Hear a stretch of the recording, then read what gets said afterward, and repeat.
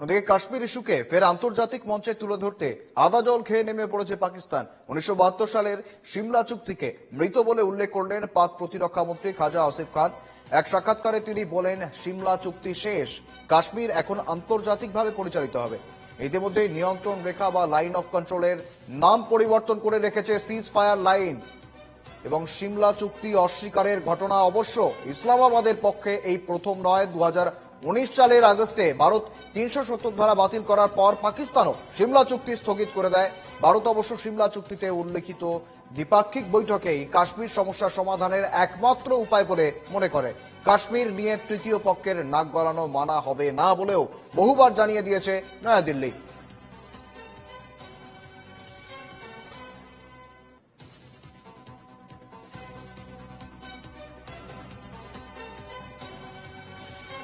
আমরা জানাবো, কাশ্মীর ইস্যুকে ফের আন্তর্জাতিক মঞ্চে তুলে ধরতে আদা জল খেয়ে নেমে পড়েছে পাকিস্তান।